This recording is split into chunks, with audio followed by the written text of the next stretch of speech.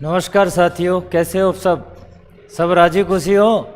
हाँ चलो ठीक है, चल गई बेटा, चल गई मेरे बारे में।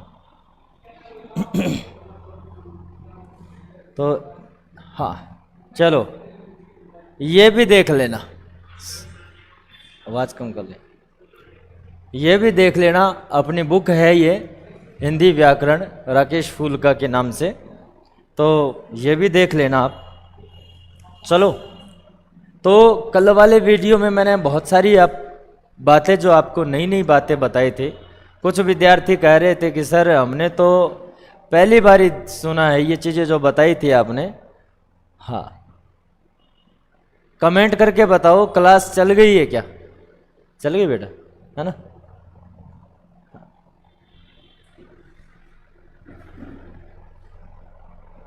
ले तेर लो दे दे।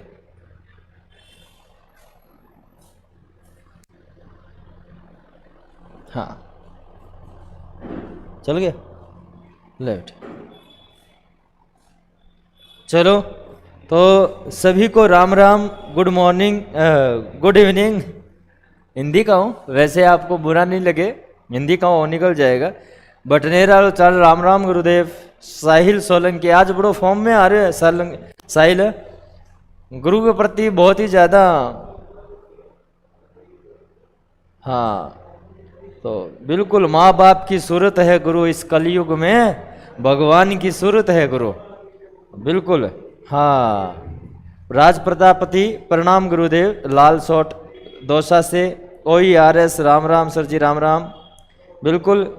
विशाल सिंह राजपूत, क्या बात है साहिल भाई, बिल्कुल। हाँ साहिल काम चक्र के, राम राम गुरुदेव, राम राम। अच्छे के सभी को राम राम।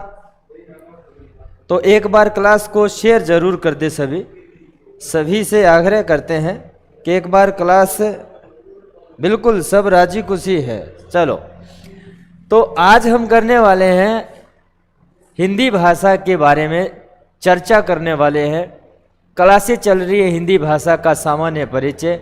आज हम करने वाले हैं कि ये जो हिंदी भाषा है, हम कौन सी पढ़ रहे हैं? हिंदी भाषा पढ़ रहे हैं। कौन सी भाषा पढ़ रहे हैं? हिंदी। सबसे पहली बात तो ये आती है कि अगर आपसे ये प्रश्न पूछा जाए कि हिंदी शब्द किस भाषा का शब्द है। अगर आपसे पूछा जाए कि हिंदी शब्द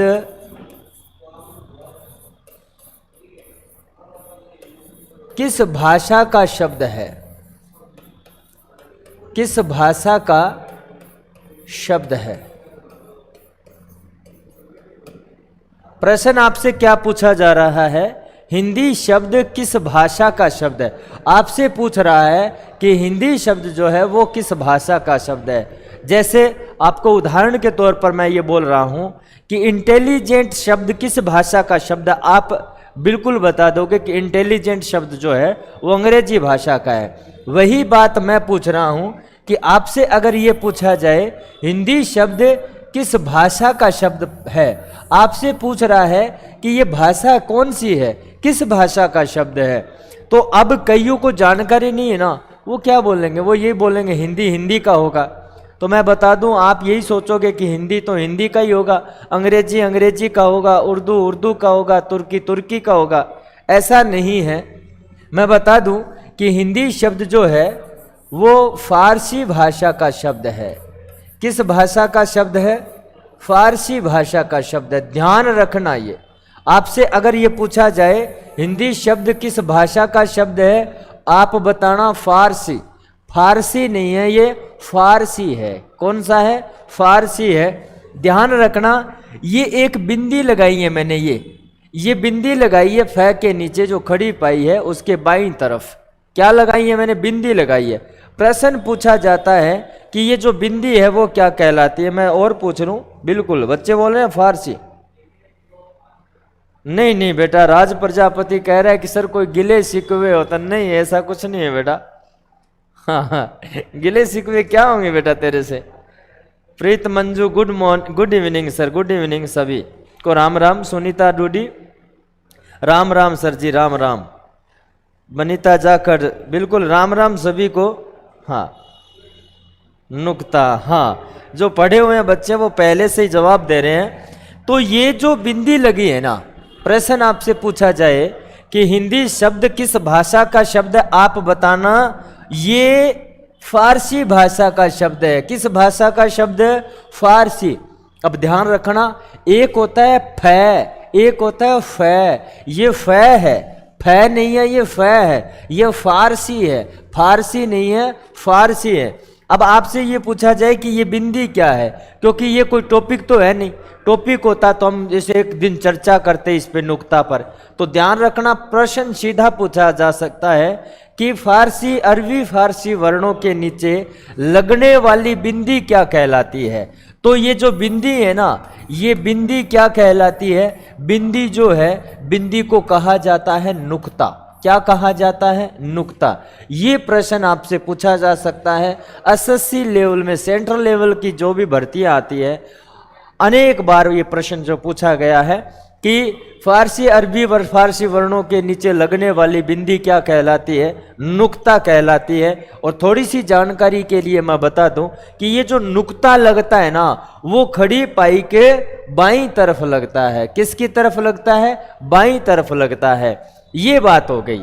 अब आपसे ये प्रश्न पूछा जाए, ये पूछ रहा है हिंदी शब्द किस भाषा का शब्द है। अब आपसे ये पूछा जाए कि हिंदी शब्द की उत्पत्ति, हिंदी शब्द की उत्पत्ति,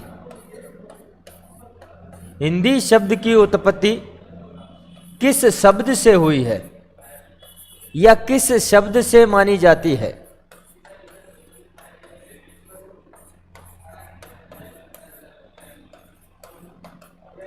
प्रश्न पूछ रहा है कि हिंदी शब्द की उत्पत्ति किस शब्द से मानी जाती है। मैं कह रहा हूं कि अगर आपसे यह पूछा जाए कि यहां क्या पूछा, किस भाषा से हुआ है, और यहां पूछ रहा है किस शब्द से हुआ है, कि ये जो हिंदी शब्द है ना, इसकी उत्पत्ति पूछ रहा है, उत्पत्ति पूछ रहा है। क्या पूछ रहा है, उत्पत्ति पूछ रहा है कि हिंदी शब्द की उत्पत्ति किस शब्द से मानी जाती है। राम स्वरूप मास्टर जी हनुमानगढ़ से नमस्कार स्वीकार करें। आपका बहुत बहुत स्वागत है आपका, है ना। Ram Ram SK Ram Ram sir ji, Ram Ram. सिंधु, हाँ। एक बार आप है ना इस क्लास को शेयर कर दो, क्या कर दो, शेयर कर दिया करो, क्योंकि ज़्यादा से ज़्यादा विद्यार्थी जुड़ेंगे तो मतलब अच्छा रहेगा ना। हाँ, पहले तो ये बता दूं कि मेरी बातें आपको समझ में आ रही है? हाँ, कमेंट कर दीजिए। तो यहाँ क्या बोल रहा हूँ हिंदी शब्द की उत्पत्ति किस शब्द से मानी जाती है? तो बेटा शब्द पूछे तो बता देना, सिंधु। किस शब्द से मानी जाती है? सिंधु शब्द से मानी जाती है। किस शब्द से मानी जाती है? सिंधु शब्द से मानी जाती है। ये कैसे मानी जाती है? क्योंकि ये जो हमारा, मैं हमेशा बताता रहता हूँ कि जो यूनानी, अरबी, फारसी लोग जब भारत में प्रवेश किया जिन्होंने, क्योंकि भारत जो है ना तीन और पानी से घिरा हुआ है, स्थल मार्ग जो है ना वो उत्तरी और दक्षिण पश्चिमी जो भाग है, ये कोना जो है यहाँ से प्रवेश करते थे और यहाँ बहती है सिंधु नदी। क्या बहती है? सिंधु नदी बहती है। अब कुछ विद्वान कहते हैं कि अरबी, यूनानी, अरबी, फारसी जो लोग हैं वो सै को सै नहीं बोलते, है बोलते हैं। ये बिल्कुल गलत बात है कि वो ऐसा नहीं है कि उनका उच्चारण नहीं होता, सै को बोलते ही नहीं, यानी सै का उच्चारण होता ही नहीं है, ऐसा कुछ नहीं है। मैं बता दूं कि उनका जो आद्य शय होता है, क्या होता है मैं बता दूं, उनका आद्य शय जो होता है ना, आद्य शय जो होता है, आद्य का मतलब जिस शब्द की शुरुआत सै से होती है तो उस सै को क्या बोलते हैं? वो है बोलते हैं। क्या बोलते हैं? है बोलते हैं। इसलिए इन्होंने सिंधु को बोला हिंदू। क्या बोला? हिंदू। और सिंधु नदी को बोला है नो हिंदू, और आसपास के क्षेत्र को बोला उन्होंने हिंदुस्तान। क्या बोला? हिंदुस्तान। तो ध्यान रखना, आपसे इतनी व्याख्या नहीं पूछी जाएगी, आपसे केवल यही पूछा जाएगा कि हिंदी शब्द की उत्पत्ति जो है वो किस शब्द से मानी जाती है, किस शब्द से मानी जाती है, ध्यान रखना। तो मैंने क्या बोला, एक तो पूछा हिंदी शब्द किस भाषा का शब्द है, तो ये फारसी है। हिंदी शब्द की उत्पत्ति किस शब्द से मानी जाती है? तो सिंधु शब्द से मानी जाती है। हाँ बिल्कुल, आ गए, बहुत बहुत स्वागत है सभी का। हाँ, सभी का स्वागत है सर। स्टेनोग्राफर में नोटिफिकेशन आ गया है ना सर? मेरे को नहीं पता यार, मैंने नहीं पढ़ा है। और साहिल सोलंकी आज बड़ा खुश नज़र आ रहा है, शिक्षा से ही बन सकता है मेरा देश महान। हमें शिक्षक बनाने में गुरु का होता है योगदान। हाँ जी सर, प्रदीप कल्याणा है ना। हिंदी शब्द का संबंध संस्कृत शब्द सिंधु से माना जाता है। सिंधु शब्द नदी को कहते हैं, इसी के आधार आसपास की भूमि। हाँ, ईरानी जो लोग आए थे ना उन्होंने कहा था, अरब साइड में कहते हैं, बिल्कुल सिंधु शब्द से हुई है हिंदुस्तान। राम राम गुरुदेव। तो बिल्कुल प्रदीप कल्याणा, राम राम। सिंधु बिल्कुल, हाँ सही बात है। राम स्वरूप कह रहा है कि गुरुजी परीक्षा में सबसे ज़्यादा क्वेश्चन हिंदी में ही गलत होते दिखते हैं, सरल है लेकिन होता कुछ और है। बिल्कुल सही बात है, क्योंकि हम अपनी मातृभाषा है ना, तो हम समझ जाते हैं कि सर हिंदी तो अपने कर ही लेंगे, हिंदी तो अपने को आती है, लेकिन आती नहीं है। हमें केवल बोलनी आती है और वो भी पूरी नहीं आती है, हमें वो भी पूरी नहीं आती है। गर्म को ताता कह देते हैं ना, कि मैं सुबह सुबह ताता पानी से नहाता हूँ ना, यही हो जाते हैं ना। हाँ, हिंदी बोलने में बोलते तो है लेकिन बोलनी अपने को पूरी नहीं आती भैया। हाँ, हम ताते पानी से नहाते हैं, हम गर्म पानी से नहीं नहाते हैं। बिल्कुल। हाँ, अमन नाइक कह रहा है कि हिंदी किस किस स्टेट में बोली जाती है। बहुत अच्छा प्रश्न किया है। तो अभी तो पार्टी शुरू हुई है, बहुत सारी बातें आपको मिलेगी और आपको एक एक राज्य की भाषा का बताया जाएगा कि कौन से राज्य में कौन सी भाषा बोली जाती है। बहुत अच्छा जो है प्रयास करेंगे। तो अब आगे बात चलती है। आगे जब बात करेंगे प्रश्न आता है कि हिंदी भाषा का विकास, भाषा का विकास क्रम।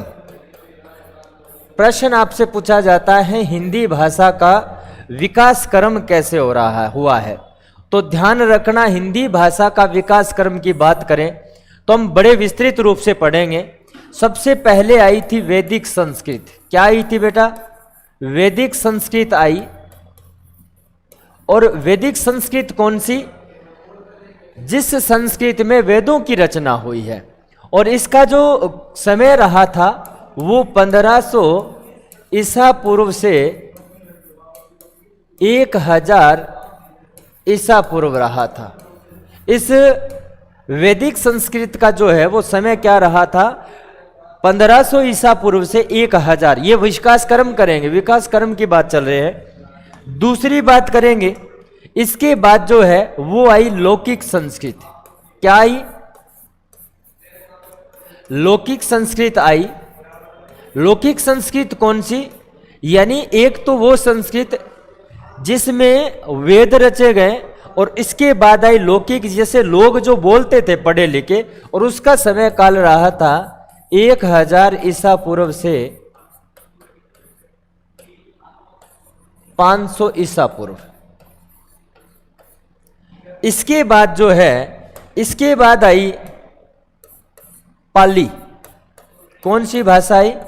पाली, जिसको बौद्ध ग्रंथों की भाषा कहा जाता है। अगर बात पूछी जाए बौद्ध ग्रंथ किस भाषा में रचे गए हैं तो पाली में। और पाली का जो समय रहा था 500 ईसा पूर्व से 1 ईस्वी। क्या रही? 1 ईस्वी रही, है ना। विकास कर्म कर रहे हैं हम।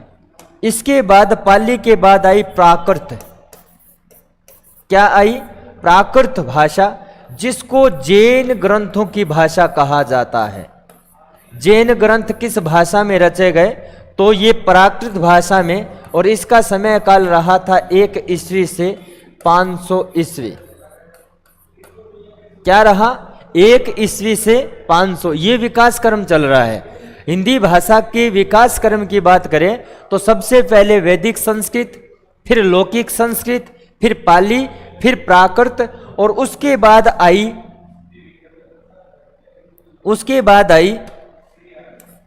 अपभ्रंश। क्या आई? अपभ्रंश जो आई। और अपभ्रंश जो है ना, अपभ्रंश का समय काल रहा था 500 ईस्वी से 1000 ईस्वी। 500 ईस्वी से 1000 ईस्वी, ये है इसका विकास कर्म। तो प्रश्न ये बन गया, आपसे ये पूछा जाए कि हिंदी भाषा का विकास किस भाषा से माना जाता है या किस भाषा से हुआ है, तो आप लिख देना वैदिक संस्कृत। और वैदिक नहीं हो तो संस्कृत आएगी। तो आपसे ये प्रश्न पूछा जाएगा कि हिंदी भाषा का विकास किस भाषा से हुआ है, तो संस्कृत से हुआ है। और इसी कारण संस्कृत को हिंदी भाषा की जननी कहा जाता है। क्या कहा जाता है? हिंदी भाषा की जननी कहा जाता है। बिल्कुल, मैं कमेंट पढ़ लेता हूं तो बिल्कुल अपभ्रंश को बिल्कुल अवहट भी कहते हैं, अवहत भी कहते हैं, और प्राचीन प्रारंभिक हिंदी भी कहते हैं। बौद्ध ग्रंथ बिल्कुल अपभ्रंश तो बिल्कुल 501 ईस्वी, बिल्कुल देसी लैंग्वेज प्राकृत, बिल्कुल हाँ। हिंदी भाषा का विकास क्रम जो है ना वो, हाँ, जो आधुनिक हिंदी है ना, जिसको खड़ी बोली कहा जाता है, राज प्रजापति, जो खड़ी बोली का जो विकास है ना वो 1000 ईस्वी के बाद में माना जाता है। बिल्कुल। और रामचंद्र शुक्ल ने कहा है कि 1050 जो इस विक्रमी संवत, हाँ 993 माना उन्होंने, 993 से। बिल्कुल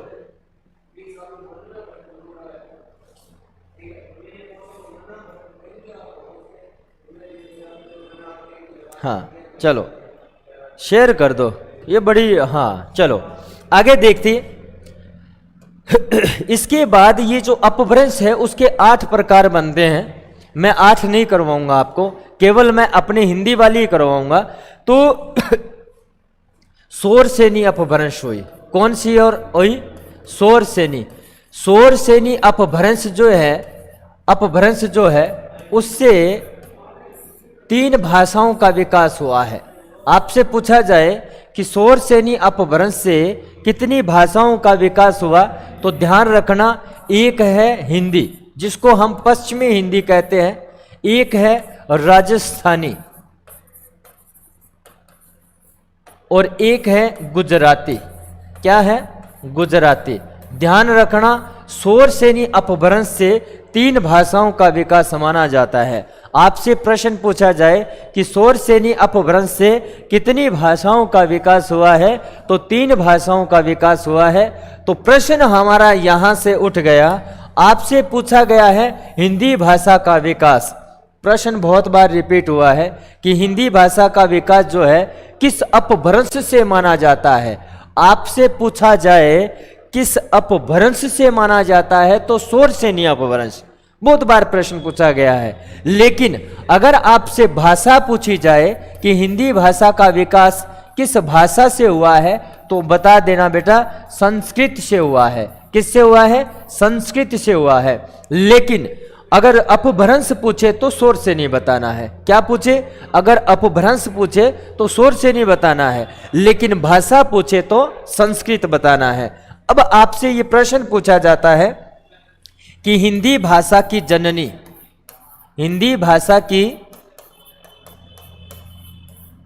जननी किस भाषा को कहा जाता है? तो जननी जो है वो है संस्कृत। हिंदी भाषा की जननी किसको कहा जाता है? संस्कृत। जननी का मतलब होता है माता। जननी का मतलब होता है जन्म देने वाली माता। बिल्कुल। ये जो है ना राज प्रजापति मैं बता रहा हूं, ब्रज भाषा, खड़ी बोली, जयपुरी, भोजपुरी, अवधी, गढ़वाली, तो अभी बात करेंगे। बिल्कुल। आज साहिल के खा लियो रहे है? साहिल बताइए, मैंने थोड़ा सो के खायो आज? हाँ, किन के खाइडो है तो बोले कौन तो है ना। हाँ, साहिल सोलंकी, शोरसेनी। बिल्कुल। हाँ ठीक है। आपसे अगर ये पूछा जाए कि हिंदी भाषा की जननी किसे कहा जाता है, तो शोरसेनी को संस्कृत को कहा जाता है। लेकिन आपसे ये पूछा जाए कि हिंदी भाषा का विकास किस अपभ्रंश से माना जाता है? शोरसेनी से। और हिंदी भाषा का विकास किस भाषा से हुआ है? तो संस्कृत आपको कर देनी है। क्या कर देनी है? संस्कृत कर देनी है। हाँ बिल्कुल। सभी को राम राम। राम राम सर, राम राम। हाँ हाँ ठीक है। तो मैं क्या बोल रहा था, अगर आपसे ये पूछा जाए कि हिंदी भाषा का विकास क्रम, तो वैदिक संस्कृत, लौकिक संस्कृत, पाली, प्राकृत, अपभ्रंश और उसके बाद शोरसेनी। और शोरसेनी जो अपभ्रंश है उसका जो है वो उससे 3 भाषाओं का विकास हुआ है, जिससे हिंदी, राजस्थानी और गुजराती। राज प्रजापति, मैं बिल्कुल आपसे बात से सहमत हूं कि मैं बता दूं कि हिंदी भाषा को डॉक्टर नगेंद्र ने, किसने? डॉक्टर नगेंद्र ने 5 उपभाषाओं में बांटा है। कितनी भाषाओं में बांटा गया है? 5 उपभाषाओं में बांटा है। हिंदी भाषा को 5 उपभाषाओं और 18 बोलियों में बांटा गया है। हिंदी भाषा को कितने भागों में बांटा गया है? अगर बात करें, 5 उपभाषाओं में बांटा गया है और 18 बोलियों में बांटा गया। बेटा 18 बोलियां। अगर बोलियों की जो 5 उपभाषाएं हैं उसमें बोलेंगे पश्चिमी हिंदी, पूर्वी हिंदी, राजस्थानी, पहाड़ी और उसको एक बोलेंगे राजस्थानी हो बिहारी हो गई। तो कितनी मैं बता दूं, लिख के बता दूं। अगर 5 उपभाषाएं बोले तो एक आती है पश्चिमी हिंदी। क्या आती है? पश्चिमी हिंदी। एक आती है पूर्वी हिंदी। क्या? पूर्वी हिंदी। एक आती है राजस्थानी। राजस्थानी भी हिंदी की उपभाषा में 1, 2, 3। और एक आती है बिहारी। क्या आती है? बिहारी। और एक आती है 5वीं पहाड़ी। तो ये 5 उपभाषाओं में जो है डॉक्टर नगेंद्र ने हमें हिंदी भाषा के बहुत बड़े विद्वान हुए हैं। उन्होंने अपनी हिंदी भाषा को 5 उपभाषाओं में बांटा गया है और 18 बोलियों में बांटा गया है। अगर पश्चिमी हिंदी की बात करें, हालांकि मैं बताने वाला हूं आपको, धीरे धीरे आप देखते रहिए, मैं बताता जाऊंगा। पूरी की पूरी बात जो है मैं आपको बताने वाला हूं। बताऊंगा कि पश्चिमी हिंदी की बात करें तो पश्चिमी हिंदी में 5 बोलियां आती है। कितनी बोलियां आती है? 5 बोलियां आती है। जैसे मैं लिखूंगा, जैसे कौरव, ब्रज व कनौज में हुए, लेकिन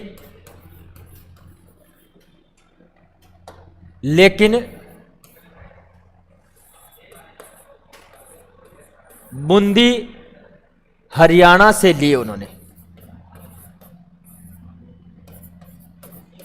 इसका मतलब ये जो है ना, पश्चिमी हिंदी की 5 बोलियां हैं इसमें।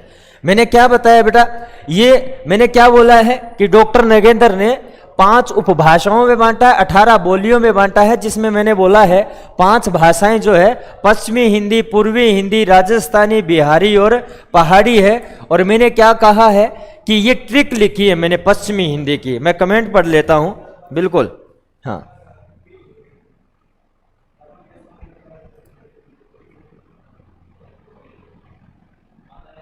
अच्छा, आपके द्वारा दिया ज्ञान खा रहा हूँ सर, इसके सैयाँ खाई है, चलो कोई बात नहीं। 18 बोलियाँ, बिल्कुल विक्रम भाट कह रहे 18 बोलियाँ होती हैं। पश्चिमी हिंदी, पूर्वी हिंदी, बिल्कुल 18 बोलियाँ होती हैं, साथ ही एक साथ, बिल्कुल। हाँ बिल्कुल, प्रीत मंजू कह रही है कि 5 बोलियाँ आती हैं, बिल्कुल।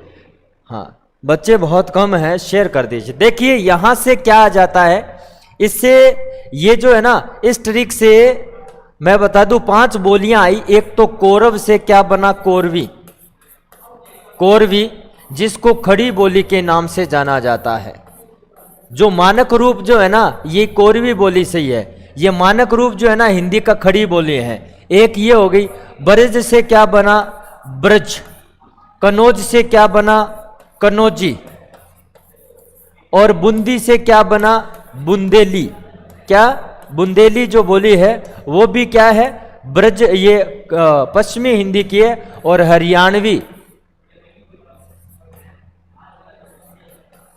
हरियाणवी बोली है, जिसको जाटू भाषा के नाम से जाना जाता है। किस नाम से जाना जाता है, जाटू भाषा के नाम से जाना जाता है। हरियाणवी को जाटू भाषा के नाम से जाना जाता है। बीच में बताया मैंने, हालांकि क्योंकि बच्चे ने पूछ लिया तो बताना पड़ा मेरे को।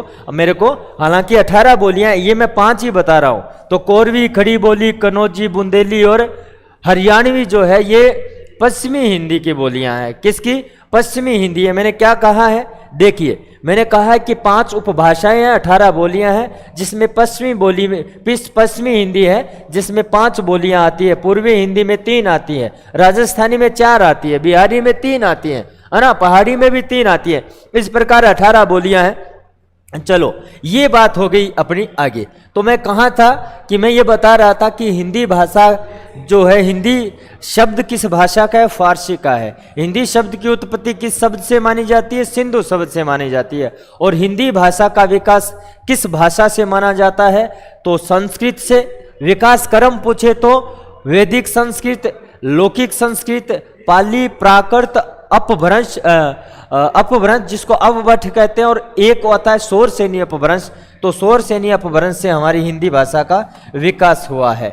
ये तो हो गया, हिंदी भाषा के विकास की बात कर रहे हैं। समझ में आ रहा है बेटा, है ना। तो हिंदी भाषा के विकास की बात कर रहे हैं। बहुत सारी चीजें हैं, जैसे बात करें, एक होती है राष्ट्रभाषा। भाषाओं के प्रकार की बात करें तो एक होती है राष्ट्रभाषा, एक होती है राजभाषा, एक होती है मातृभाषा। ये मैं बता रहा हूं। एक होती है राष्ट्रभाषा, एक होती है राजभाषा, एक होती है मातृभाषा। तो मैं बता दूं कि विद्यार्थियों को कई बार ऐसे रहता है कि हमारी हिंदी, आपने जो अपने भारत की राष्ट्रभाषा कौन सी है,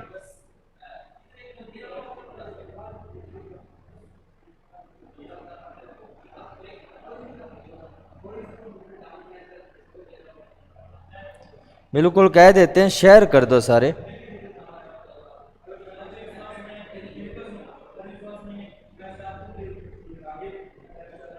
ठीक है, यहां देखिए मैं बता दूं आपको कि अपने दिमाग में यह रहता है कि हमारे देश की राष्ट्रभाषा कौन सी है। देखिए, अगर व्यवहारिक तौर से कहा जाए, व्यवहारिक रूप से कहा जाए तो हम हिंदी को राष्ट्रभाषा मान सकते हैं। हमारे देश की राष्ट्रभाषा कौन सी है? इसमें दो तरीके आएंगे। तरीके कैसे?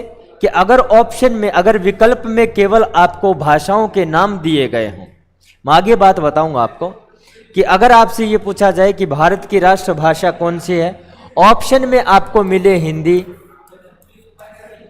संस्कृत, अंग्रेजी,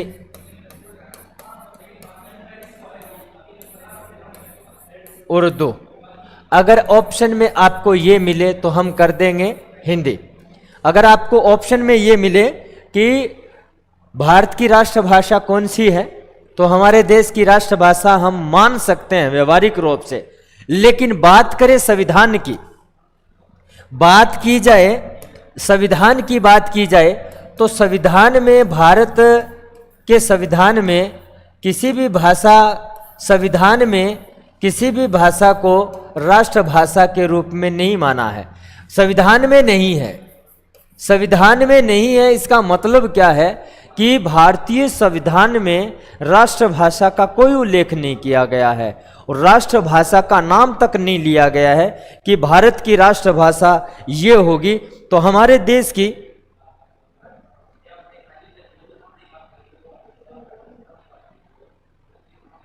अच्छा, ये अजय एक के कह रहा है कि सर जी मैं हिंदी के लिए रोगी नहीं, ऐसा ही मैं तो, मैं था सारी उम्र गुण गाऊंगा।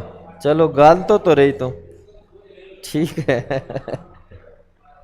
चलो ठीक है। हाँ बिल्कुल, जो हरियाणवी को बांगरू के नाम से भी जाना जाता है। तो अब देखो ये आता है। लेकिन अगर ऑप्शन में, अगर ऑप्शन की बात करें, ऑप्शन में क्या नहीं हो भाई? उर्दू नहीं हो, और 4 नंबर ऑप्शन दिया गया हो कोई नहीं, कोई नहीं, तो हमारे देश की राष्ट्रभाषा कोई नहीं है। अब इसमें भी फर्क रहता है। अगर ऑप्शन ये होता ना, निम्न में से कोई नहीं, निम्न में से कोई का मतलब तो ये होता है, इसका मतलब भारत में कोई ना कोई राष्ट्रभाषा है और इनमें नहीं है। मतलब ये 3 भाषाएं इनमें नहीं है, निम्न में से नहीं, तो हम निम्न में से कभी नहीं आएगा। यहां ऑप्शन में दे रखा कोई नहीं, तो हमारा उत्तर आएगा कोई नहीं। हमारे देश की कोई भी भाषा राष्ट्रभाषा नहीं है। किसके आधार पर? संवैधानिक रूप से हमारे देश की कोई भाषा राष्ट्रभाषा नहीं है। और हमारे देश में केवल संविधान की बात करें तो संविधान में केवल राजभाषा का उल्लेख किया गया है, केवल राजभाषा का उल्लेख किया गया है।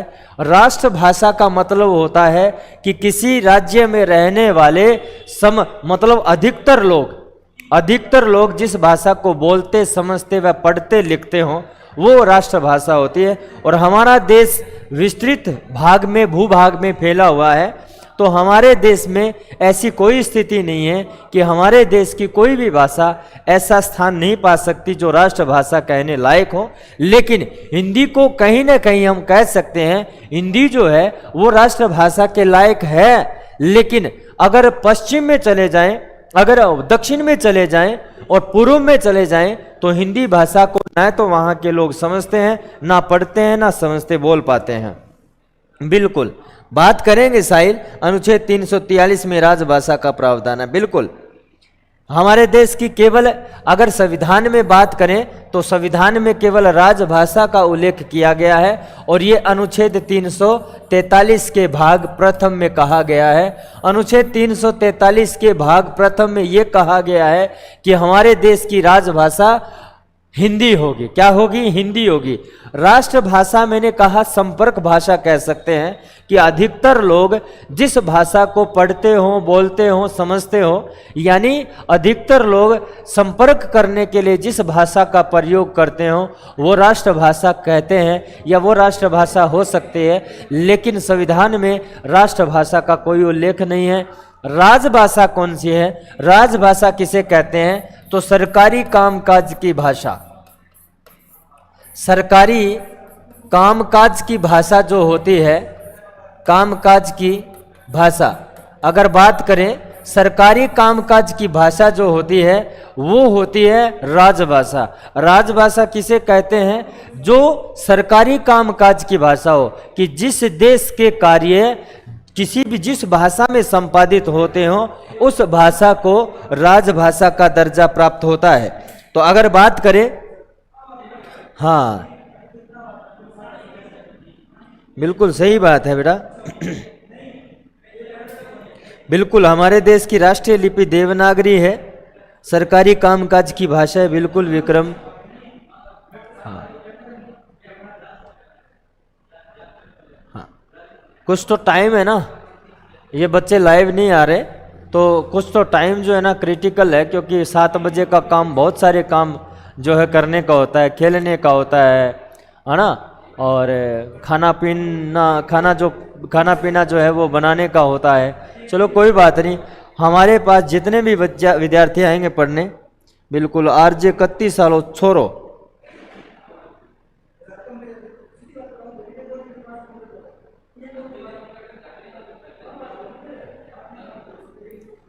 उल्लेख भाग क्या क्या क्या बोला है? सूर्य पुत्र कर्ण संविधान में किस भाषा का उल्लेख किया गया है? बिल्कुल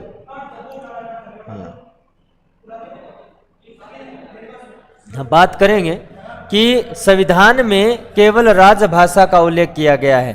बात करें मातृभाषा, तो वहां पर आपसे पूछा जा सकता है माँ की भाषा, पिता की भाषा, परिवार की भाषा या समाज की भाषा। ये माँ की भाषा, पिता की भाषा, परिवार की भाषा या समाज की भाषा। तो मातृभाषा किसे कहा जाता है? समाज की भाषा को मातृभाषा के नाम से जाना जाता है, कि जो बच्चा जिस समाज में रहता है उस समाज की जो भाषा होती है वो उसकी मातृभाषा होती है, चाहे वो हिंदी हो, चाहे वो अंग्रेजी हो, चाहे वो राजस्थानी हो, जिस समाज में रहता है। जैसे ऑप्शन में कैसा ऐसा प्रश्न आया हुआ है कि मातृभाषा का अर्थ है माँ की भाषा, मातृ का मतलब माँ ही होती है, लेकिन यहाँ मातृभाषा का मतलब केवल माँ की भाषा नहीं है, पिता की भाषा भी नहीं है और परिवार की भाषा नहीं है, ये पूरे समाज की भाषा को हम क्या कह सकते हैं? ये ऐसे ही ऑप्शन आएंगे, आपके विकल्प भी ऐसे ही पूछे जाएंगे कि माँ की भाषा, पिता की भाषा, परिवार की भाषा या समाज की भाषा। अब बात करेंगे, अगर संविधान की बात करें, संविधान की बात करें तो संविधान में अगर बात करें कि राष्ट्रभाषा को क्या, हिंदी को राष्ट्रभाषा बनाने की सर्वप्रथम मांग, हिंदी को राष्ट्रभाषा बनाने की सर्वप्रथम मांग जो है वो कहाँ हुई? सर्वप्रथम मांग जो है वो कहाँ हुई? आपसे ये पूछा जा सकता है कि हिंदी को राष्ट्रभाषा बनाने की जो मांग है वो सर्वप्रथम कहाँ हुई? तो बता देना बेटा, बंगाल में हुई। कहाँ हुई? आजादी से पहले बंगाल में हुई थी। कहाँ हुई थी? आपसे प्रश्न पूछा जा सकता है कि हिंदी को राष्ट्रभाषा बनाने की जो सर्वप्रथम मांग जो है वो कहाँ हुई थी? ये आजादी से पहले बंगाल में हुई थी। लेकिन संविधान में मैंने कहा राष्ट्रभाषा का कोई जिक्र नहीं हुआ, कोई उल्लेख नहीं है। जब भाषाओं की बात आती है तो भाषाओं का उल्लेख जो है ना, भाषाओं का उल्लेख, भारतीय संविधान में भाषाओं का उल्लेख की बात करें तो उल्लेख जो है ना, अगर सामान्य से बोला जाए तो अनुच्छेद 343 से 351 है। अनुसूची जो है ये तो है अनुच्छेद, ये तो है अनुच्छेद, अनुच्छेद 343 से 351। अगर अनुसूची पूछे तो 8वीं अनुसूची है। कौन सी है? 8वीं अनुसूची जो है वो है भाषाओं से संबंधित है। वो किससे संबंधित है? भाषाओं से संबंधित है। और 17वां भाग है। क्या है? 17वां भाग है। भाषाओं की बात करें तो संविधान में एक उल्लेख किया गया है अनुच्छेद 343 से 351, और अनुसूची की बात करें तो 8वीं, और भाग करें 17वां भाग। भाग 17 है जो भाषाओं से संबंधित है, लेकिन यहाँ तक नहीं रुकता है। अगर आपको कई बच्चों को जानकारी नहीं है, लेकिन भाषाओं का उल्लेख 2 ऐसे अनुच्छेद हैं वहां पर भी भाषाओं का उल्लेख किया गया है।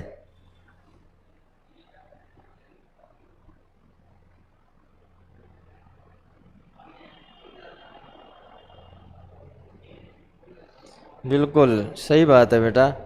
14 सितंबर, ठीक है। राम राम गुरुदेव, अशोक जयपाल, आया करो सभी। हाँ सभी आया करो ना, एक साथ आ जाओगे तो मेरा भी हौसला बढ़ेगा, मुझे भी पता चलेगा कि मुझे चाहने वाले कितने का है। अब तो मेरा तो 10-15 ही है चाहने आ रहा मन तो, है ना। थे बताओ रे, इतना ही मानोगे? हाँ मैं इतना ही मानूंगा, 10-15 ही है मैंने चाहना रहा। सूर्यपुत्र करण कह रहा है, हालांकि मुझे शेर नहीं बोलने आते, और मैंने मनोज जी कहा भी है कि फंस ना जाइयो थे शेर बोल के। हाँ, मिसाल ऐसी बनो कि सब देखते रह जाएं, मुकाम ऐसा पाओ कि सब दंग रह जाएं, और जन्नत से ज्यादा सुकून तब मिलेगा, कि जन्नत से ज्यादा सुकून तब मिलेगा जब बाप की पहचान तुम्हारे नाम से हो जाए। वाह छोरे, क्या बात है। हाँ आज तो मैंने शेर भी बुलवा दिए थे। हाँ अजय एक भाग 17 है, आरजे 31, नाइस टीचिंग, बहुत बढ़िया। हाँ 8वीं अनुसूची भाग 17, गवर्नमेंट लैंग्वेज राजभाषा बंगाल में, बिल्कुल बंगाल में। अजय के कसरो सर पड़ोस में मर्द सरो कोई बिरनी ले गया आगे लिया है बोलो, तेरे के अच्छे पच्चो होगी क्या तेरे कोई रमान होगी कई। हाँ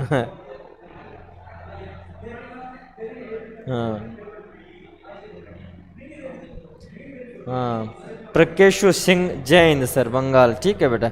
चलो आगे करते हैं। हाँ तो मैं क्या कह रहा था कि अनुच्छेद में अगर बात करें, अनुच्छेद 120 और अनुच्छेद 210, ये अनुच्छेद भी भाषाओं से संबंधित है। इनमें भी भाषाओं का उल्लेख किया गया है, ये भी भाषाओं से संबंधित है, भाषाओं से संबंध रखता है ये अनुच्छेद। ये जो अनुच्छेद 120 और अनुच्छेद 210 है, इनमें भी भाषाओं का उल्लेख किया गया है।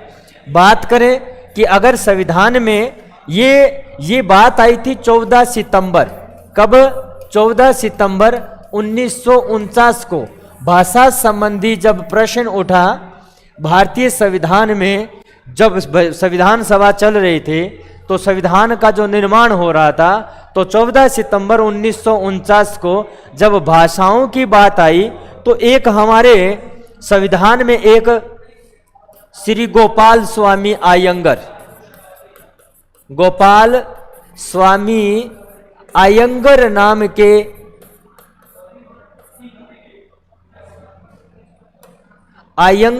के एक संविधान सभा के सदस्य थे। उन्होंने ये हिंदी को राजभाषा बनाने का प्रस्ताव रखा कि हिंदी को राजभाषा बनाई जाए, क्योंकि राष्ट्रभाषा तो नकार ही दिया गया कि हमारे देश की कोई भी भाषा राष्ट्रभाषा, क्योंकि वो जो स्थिति थी ना वो क्रिटिकल थी, वो बड़ी संकटकालीन स्थिति थी कि किसी भी क्षेत्र को नाराज नहीं कर सकते थे। यानी हमारे देश में किसी भी क्षेत्र विशेष को नाराज करने का मतलब था कि भारत देश के और टुकड़े कर देना, और टुकड़े कर देना। इसलिए भारत के जो संविधान निर्माता थे उन्होंने ये सोचा कि हम राष्ट्रभाषा की कोई बात नहीं करेंगे, तो राष्ट्रभाषा का कोई उल्लेख हमारे संविधान में नहीं हुआ है। और 14 सितंबर 1949 को ये जो है ना, ये हिंदी को राजभाषा बना दिया था। हिंदी को क्या बना दिया गया था? राजभाषा बना दिया गया था। हिंदी को किस भाषा के रूप में मान्यता दी? राजभाषा के रूप में मान्यता दी थी। और 14 सितंबर 1949 को जो हिंदी को राजभाषा के रूप में मान्यता मिली, और ये 8वीं अनुसूची में है, अनुच्छेद 343 में है और अनुच्छेद 343 के भाग 1 में है और भाग 17वां है। अनुच्छेद 120 और अनुच्छेद 210 भी है, वो भी भाषाओं से संबंधित है और बहुत सारी बातें जो करने वाली है इसके बारे में, संविधान से संबंधित जो भी बातें हैं वो हम करेंगे कल वाली क्लास में। क्योंकि हाँ थोड़ा सा है ना, आप शेयर कर दिया करें। जैसे ही आपको पता है कि लगभग 3 या 4 बजे के लगभग स्ट्रीम जो है वो जारी कर दी जाती है, यहाँ पर अपलोड हो जाती है, तो स्ट्रीम जाकर आप राकेश भाटी सर जो चैनल है वहाँ से आप लिंक लेकर शेयर कर सकते हो। क्योंकि ज़्यादा से ज़्यादा विद्यार्थी जुड़ेंगे तो अपना जो है ना, अपना मनोबल बढ़ेगा, मनोबल जो है बड़ा दुगना होगा और बड़े तरोताज़ा होकर पढ़ाएंगे। तो लगातार क्लास लेते हैं, इतना थकने के बावजूद भी 7 बजे आपके लिए फिर आते हैं। सारे दिन जो है ऑफलाइन क्लासेस चलती है, तो ज़्यादा से ज़्यादा शेयर करने की कोशिश किया करें। चलो अब मैं कमेंट पढ़ देता हूँ जल्दी जल्दी, जितने भी विद्यार्थी हैं। हाँ ठीक है, तो देखिए, हाँ तो ये अपनी बुक है, ये बुक भी अपने देखते रहिए साथ साथ में। हाँ बिल्कुल, ये बुक मार्केट में है। बिल्कुल सारे विद्यार्थी बड़े अच्छे हैं, आज तो कष्ट काट दियो। बिल्कुल हाँ, मनोज जी कह रहे हैं बहुत सुंदर पढ़ाओ थे। बिल्कुल, बंगाल में, वेस्ट बंगाल। जय हिंद सर, जय हिंद। हाँ 343 51 8वीं, ठीक है, 17 भाग। गोपाल स्वामी अयंगर, बिल्कुल सही है, गोपाल स्वामी अयंगर। शेयर करो यारो, हाँ बिल्कुल सही है, शेयर कर दे करो रे। गोपाल स्वामी अयंगर भाषा से संबंधित है, बिल्कुल भाषा से संबंधित है। 120 और 210 भी शेयर करो।